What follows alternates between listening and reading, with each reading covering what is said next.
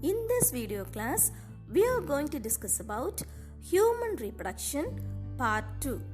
In the previous class, we have learned the various functions of the reproductive system and the major events occur in human reproduction. In this, we are going to see about male reproductive system. If you take the male reproductive system, it consists of various parts. They are a pair of testes, accessory ducts, glands, and external genitalia. Now, we are going to see these parts one by one in detail. The main part of the male reproductive system is the testis. It is the primary sex organ in males. It not only produces gametes, namely sperm, but also secretes hormones, namely testosterone. It is kept inside the scrotum. Scrotum is a sac of skin that hangs outside the abdominal cavity. It is the extension of the abdominal wall. Do you know why the testis is kept inside the scrotum? You know, testis makes sperm, but for the production of viable sperms, the temperature of the testis needs to be cooler than the inside of the body temperature. That is, it requires 2 to 3 degrees Celsius below the body temperature. Scrotum maintains the right temperature of the testis by changing its size. Thus, scrotum acts as a thermoregulator for spermatogenesis.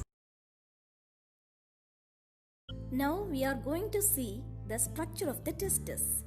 The outer part of the testis is surrounded by a fibrous membrane called tunica albuginea.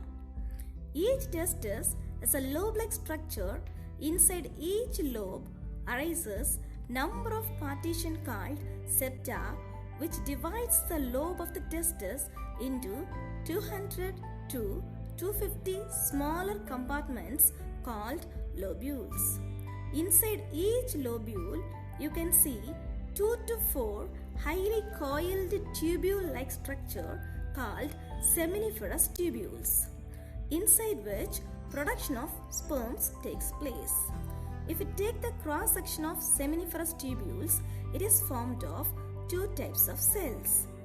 They are Sertoli cells and spermatogonic cells or sperm mother cells.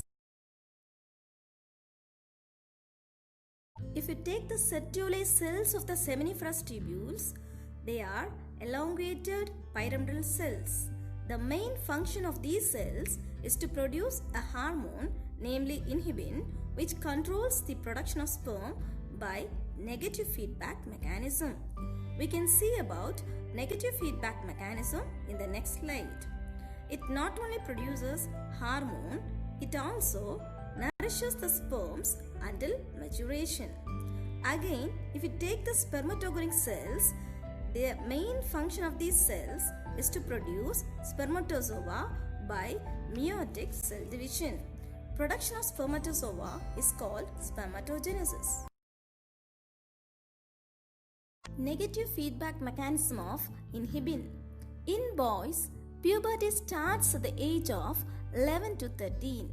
Puberty means the age at which a person is first capable of sexual reproduction.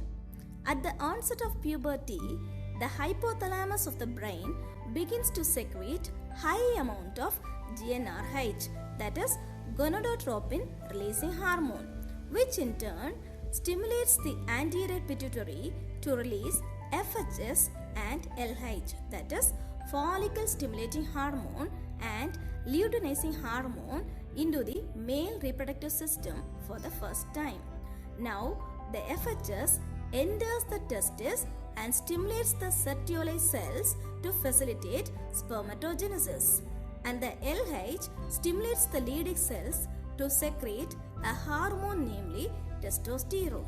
Suppose when the sperm count is too high, the Sertoli cells secretes inhibin, and the testosterone secreted by the Leydig cells both inhibits the release of GnRH and FHS to slow down the process of spermatogenesis. This is called as negative feedback mechanism. What are interstitial cells? The outside of the seminiferous tubules are surrounded by connective tissues which contain specialized endocrine cells called interstitial cells or Leydig cells. These cells secrete a hormone called testosterone which initiate the production of sperms. Cryptorchism. This term is related with the testis. Crypto means hidden, archis means testicles. It is the medical term for undescended testis. When a baby boy develops in his mother's womb, the testes form in the infant's abdomen.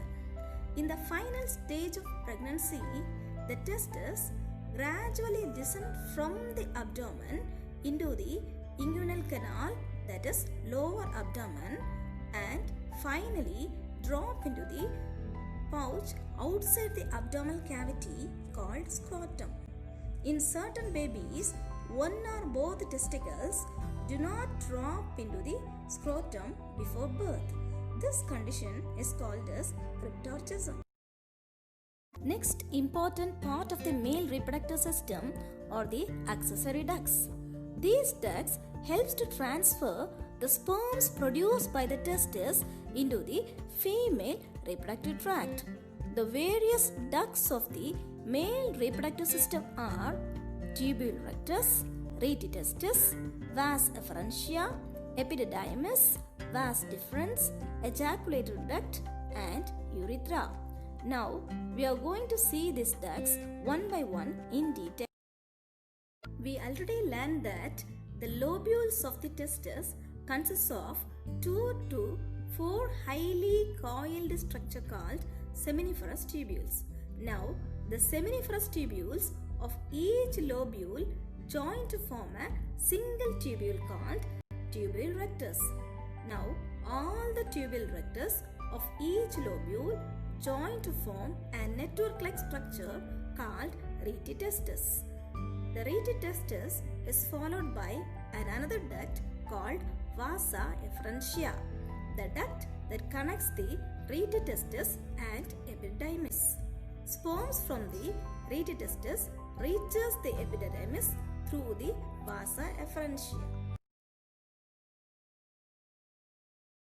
Vasa efferentia is followed by a single highly coiled tubule called epididymis that stores the sperms temporarily for a certain period of time. When the sperms stay here, they mature, acquire increased mobility and increased capacity for fertilizing the ovum. Epididymis is followed by a straight duct called vas deferens. This helps to transfer the sperms from the epididymis into the ejaculatory duct. Vasa deferens joins with the duct of seminal vesicle to form the ejaculatory duct.